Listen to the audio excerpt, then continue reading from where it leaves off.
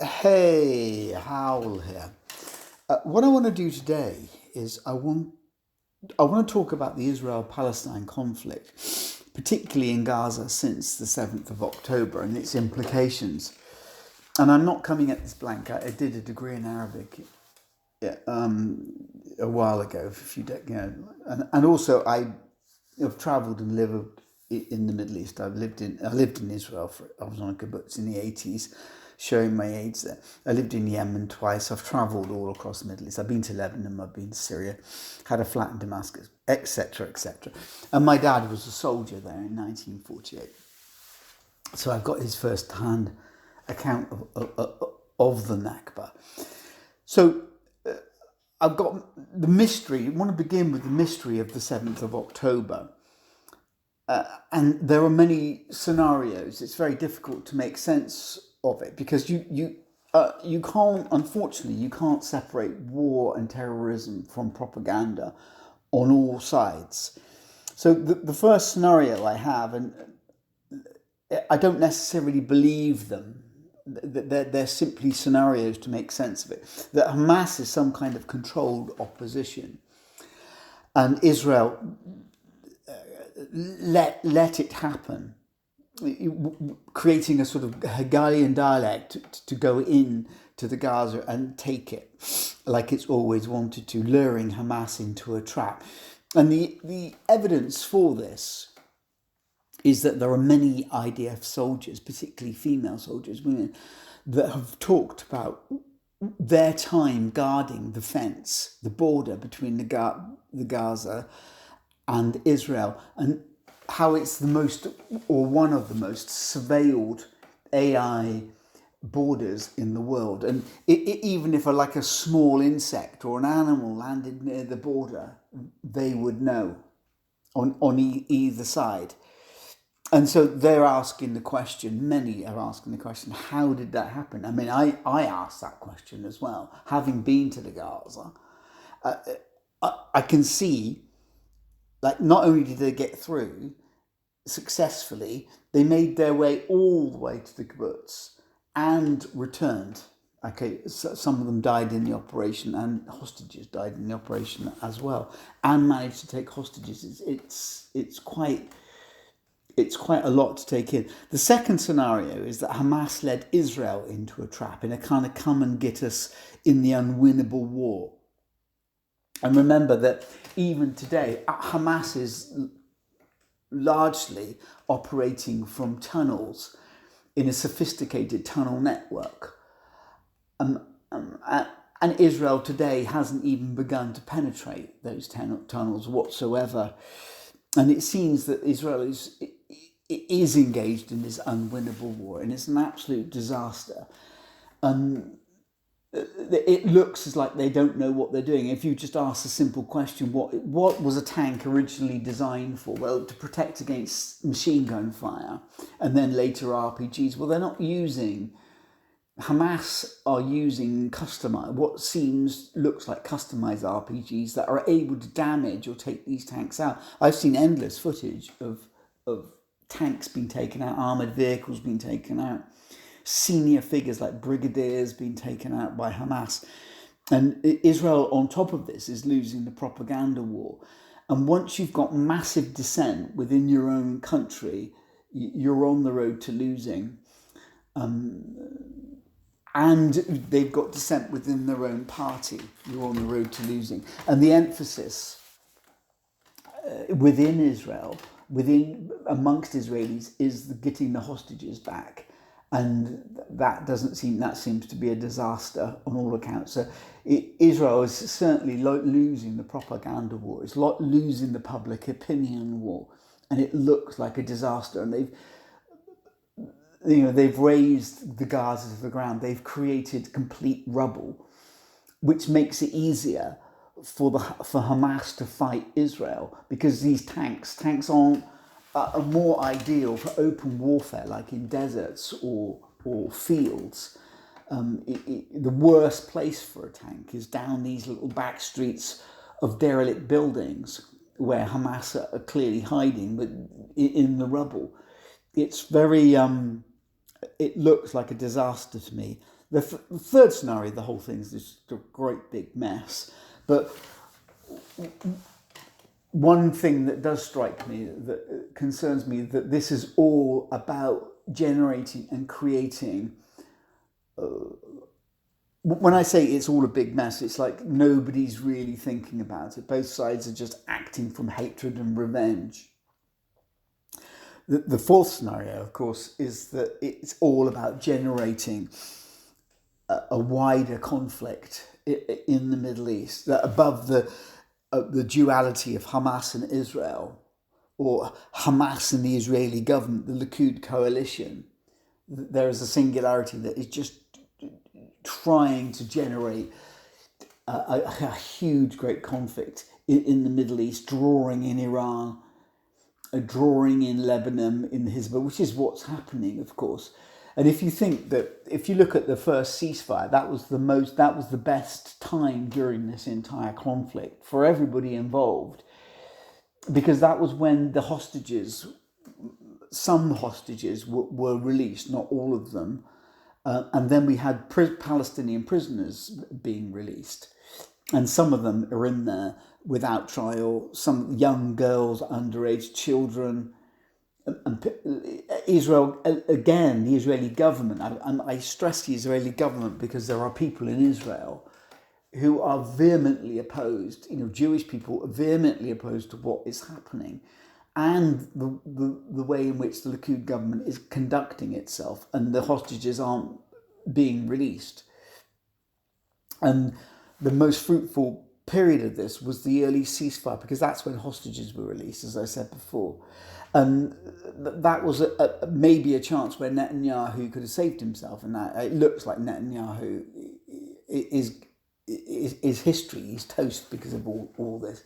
Because once you've got that opposition within your own country and within your own party, it's very difficult to proceed.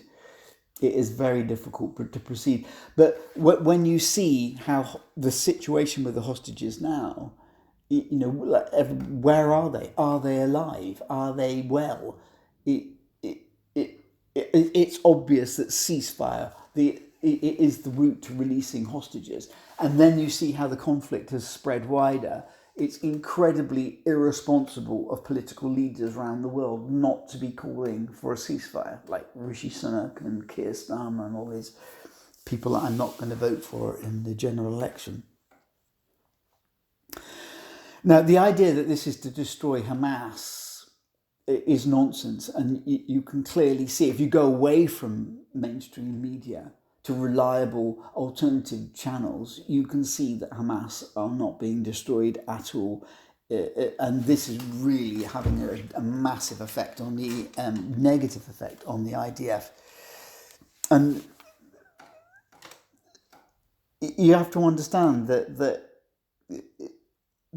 if it's about destroying Hamas, then that's about destroying terrorism. So it's another war on terror.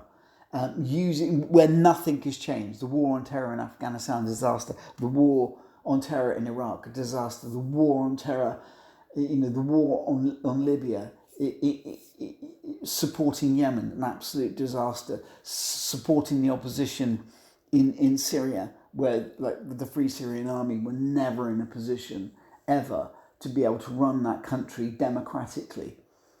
It was absolutely foolish to support the opposition, and I'm no supporter of the regime in Assad. What I'm trying to say here is this is another war on terror, and it's another disaster. It's part of that tapestry, and the rebel is just simply making it easier for Hamas, and do the IDF know what they're doing? Now, it's obvious that Hamas knew that Israel would come on the 7th after the 7th of October, and it looks to me like that they were ready and prepared and well planned for this, and the IDF perhaps aren't. What I want to talk about is the repetition of the Nakba of 1948. Now, when the state of Israel was created in this kind of war of independence, or whatever it was called, it generated 750,000 Palestinian refugees in the surrounding countries.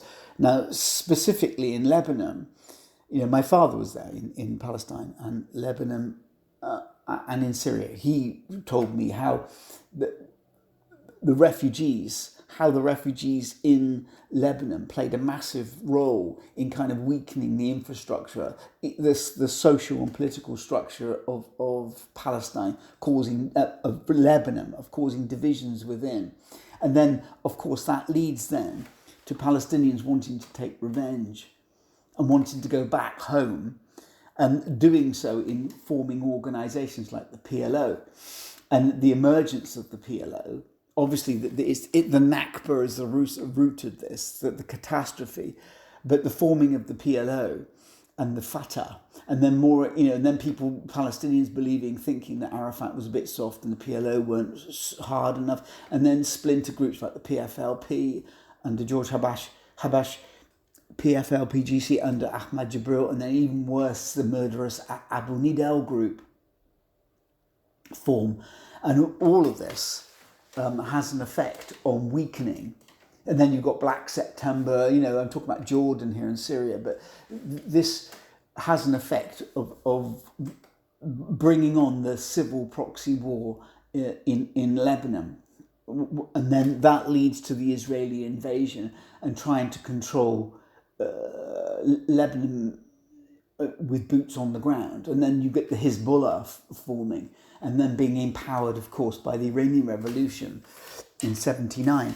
And so this is how Israel has grown through the years. It's grown in response to Palestinians' resistance, freedom fighting, terrorism, whatever you want to call it. You can see the map of Israel in 1948, and then how it grows, and it's grown through the 6 Day War, the Yom Kippur War, reactions to the Intifada even, and this is another stage in it where they're out to control the Gaza and what looks like a disastrous invasion, like the invasion of Lebanon.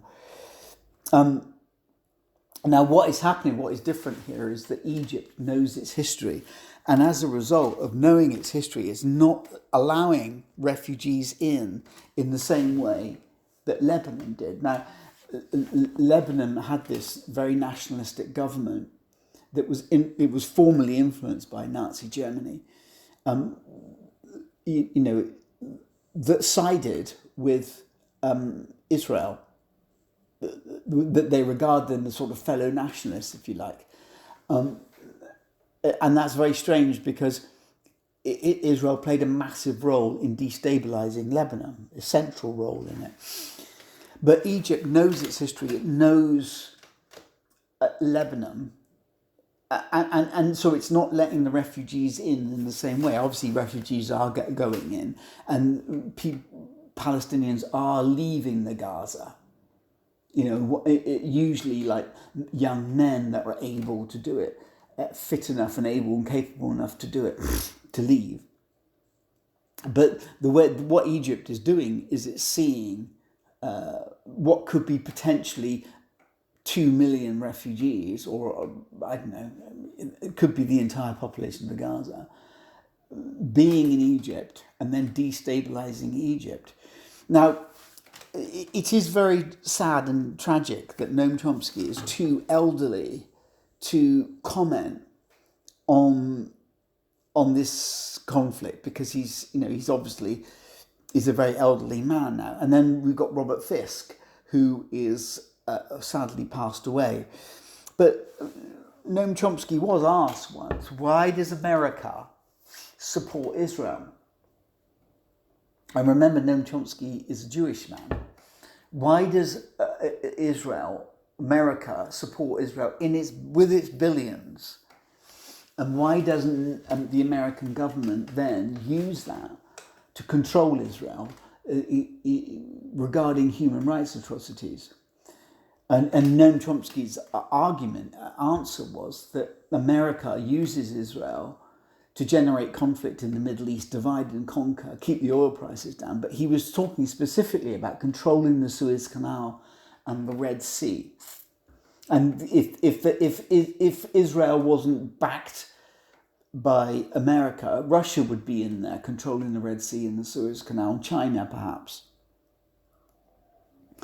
And so he didn't see it as some kind of Jewish conspiracy, as many people do, as some people do. Now, I want to talk here and also I want to talk about Zionism itself. Now, when I was in Israel as a sort of young kid, teenager, sort of whatever, however old I was, I kind of knew nothing. My dad had talked about it a little bit, but when I came back, I began to research Zionism, and I found it quite unbelievable. I thought, like, here you got a book, the Old Testament, which to me is fictitious. These are legendary characters based on previous legendary characters, or maybe based on previous historical characters as well. From thousands of years ago, being dispersed in a diaspora, 70 AD, the destruction of the temple. And then their descendants, 2,000 years later, decide that they're going to return. For me, it's like science fiction. It's like fantasy. I couldn't believe it when I read it. And then I got like Christopher Hitchens, who's quite balanced in some respects politically. He said that he found the idea of Zionism quite difficult to take, implying it was like something like science fiction or fantasy that had come true. But there is this obsession with Zion, and it's in the Old Testament, it's in the Torah. You'll find it in Leviticus. It says, "Ye shall return." And it's strange because they haven't even got there yet. They don't get there until Joshua, which is after the Torah, after the death of Moses.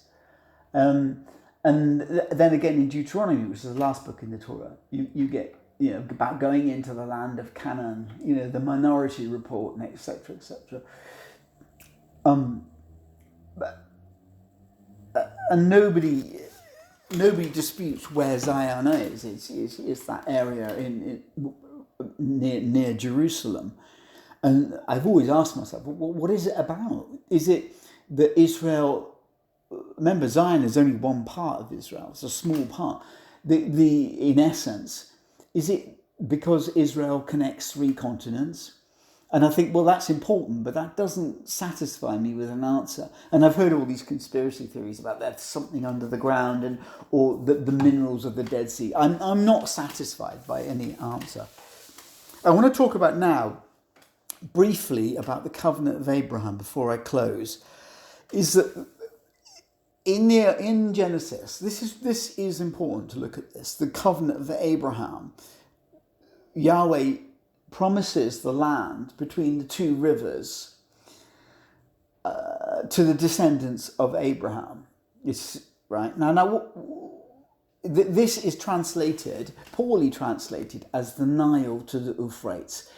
Now, I did a degree in Arabic, and so when I was at university, I taught myself the Hebrew alphabet, and then with a few words, and with the use of an internet and the Bible Hub on website and the dictionary, I can sort of read sentences of the Old Testament, and I can see for myself that the Nile isn't mentioned in the Old Testament at all. Now, there is a book called The Bible Comes from Arabia, Kamal Salabi, who also questions. He says, well, the Nile is not mentioned. It says river or the river Misraim. And I know that Misr is the Arabic word for Egypt, but he thinks that the Nile in the Old Testament is like a Wadi river in Western Arabia, and it's not the Nile in Egypt. And he says, why are the pyramids, not him, other researchers as well, why are the pyramids not mentioned in the Old Testament?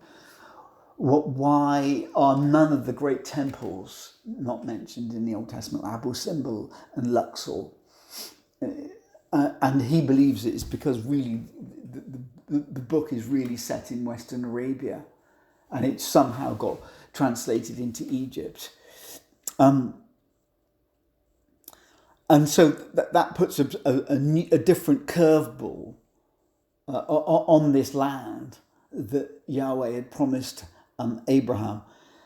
It's a very interesting book. Because he thinks that Missa is a Western Arabian god. Anyway, so the situation obviously is really tragic on both sides. You've got whole areas, like we know that the Gaza has been razed to the ground. It's unlivable there, and the situation is horrific beyond imagination.